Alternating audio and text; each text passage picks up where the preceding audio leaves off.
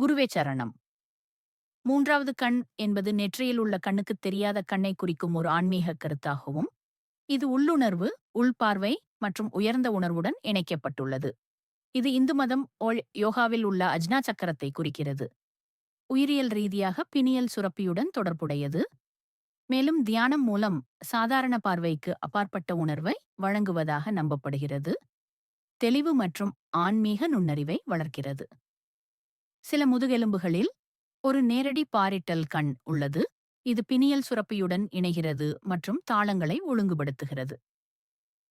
ஆன்மீகம் அண்ட் மாய அர்த்தம். உள்ளார்ந்த ஞானம். இது ஞானம், உள்ளுணர்வு மற்றும் ஆன்மீக நுண்ணறிவுக்கான நுழைவாயிலாக கருதப்படுகிறது.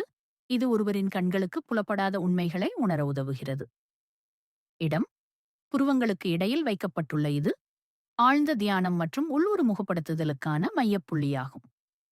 செயல்படுத்தல் பயிற்சிகள் அதை அதிக தெளிவு, மனநலத்திறன்கள், தெளிவுத்திறன் போன்றவை மற்றும் உயர்ந்த சுயத்துடன் இணைக்க திறப்பதை நோக்கமாக கொண்டுள்ளன. உயிரியல் இணைப்பு: பைனியல் சுரப்பி, ஆஜ்னா சக்ரா. யோக மரபுகளில் மூன்றாவது கண் என்பது ஆற்றல் மையமான அஜ்னா சக்கரத்துடன் ஒத்துள்ளது.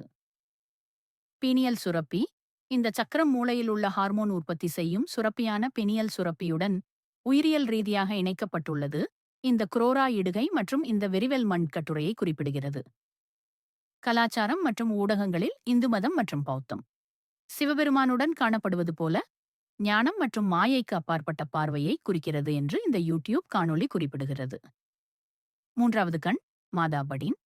IMDb மற்றும் விக்கிபீடியாவின் கூற்றுப்படி மனநலத்திறன்கள் மற்றும் பேய்களை மையமாகக் கொண்ட இந்தோனேசிய திகில் திரைப்படத் தொடர். சாராம்சத்தில் மூன்றாவது கண் என்பது மேம்பட்ட விழிப்புணர்வு, உள்ளுணர்வு மற்றும் உணர்தலுக்கான ஒரு சக்தி வாய்ந்த உருவகமாகும். இது ஆன்மீக பாதைகளில் ஆராயப்படுகிறது மற்றும் பெரும்பாலும் பீனியல் சுரப்பி மற்றும் ஆழமான உள்ளறிவு ஆகியவற்றுடன் இணைக்கப்பட்டுள்ளது. குருவே சரணம்.